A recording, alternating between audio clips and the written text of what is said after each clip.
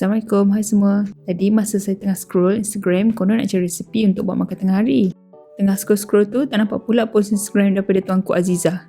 Nampak tuanku share resipi sardin, tapi sardin yang tuanku share tu lain sikit daripada resipi yang biasa saya buat.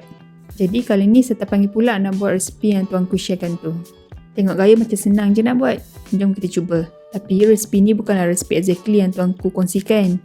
Saya je memandai sendiri tengok lebih kurang macam dalam Instagram post tuanku tu. Jadi saya buatlah ikut selera sendiri. Mula-mula macam biasa kita tumis dulu bahan-bahan asas.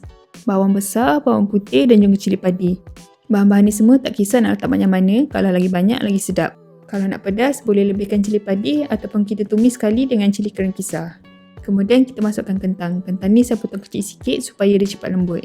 Kita kacau-kacau sampai semua bahan ni tadi nampak garing. Saya masukkan kentang ni awal-awal supaya dia cepat lembut. Jadinya tak perlulah kita tunggu lama sangat untuk dimasak. Okey, bila dah garing, kita masukkan pula sardin. Sebenarnya yang ni saya gunakan ikan mackerel. Tapi macam dah terbiasa pula panggil sardin. Asal ikan dalam tin je semua panggil sardin. Kira halal je lah Kalau korang rajin, boleh goreng dulu ikan ni dalam minyak sebelum kita masukkan dalam kuah. Tapi saya tak rajin sangat sebab bila goreng tu, minyak tu habis mercik. Habis semua dapur saya. Itu yang malas tu. Tapi orang kata kalau goreng tu lagi sedap. Kalau korang rajin, boleh cuba. Bila sardin tu nampak dah tergoreng, kita boleh tambahkan air supaya kentangnya akan jadi lebih lembut. Air ni tak kisah nak letak berapa banyak. Kalau suka kau banyak, boleh letak air lebih. Air ni selalunya saya letak sikit-sikit. Kalau kentang boleh lembut, saya tambah lagi sikit air. Sampai kentang ni betul-betul lembut. Sebab saya tak nak dia punya kuah ni terlalu banyak. Okey, bila kentang ni dah lembut, kita perasakan sikit dengan air limau dan juga garam. Limau ni kita boleh guna limau purut ataupun limau kasturi. Kalau tak ada, boleh gunakan asam keping.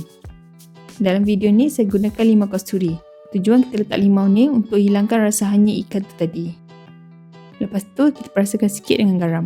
Kalau suka, bolehlah tambahkan bahan-bahan perasa yang lain. Bahan perasa ni sebenarnya subjektif. Kalau korang suka letak, boleh letak. Kalau tak suka pun tak apa. Kemudian saya masukkan tomato. Tomato ni tak perlu masak terlalu lama sebab dia cepat lembut. Kita gaul-gaul dia sampai separuh masak. Lepas tu last sekali kita masukkan baked bean. Baked bean ni lah bahan ekstra yang tuanku Azizah letakkan dalam sardinnya. Dulu masa kecil-kecil baked bean ni selalu mak saya masak dengan telur goreng je. Tak sangka pula tuanku Azizah ada idea yang lain untuk masak baked bean ni. Masa ni bolehlah rasa sikit. Kalau dah sedap, nampak tomato pun dah lembut, baked bean pun dah masak, bolehlah hidangkan.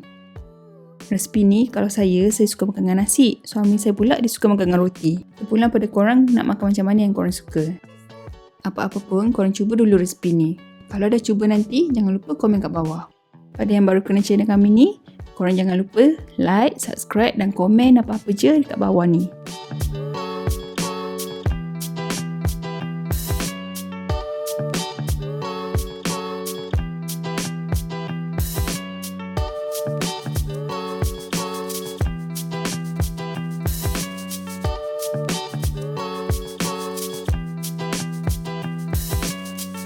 Jangan lupa like, komen dan share. Jangan lupa untuk subscribe.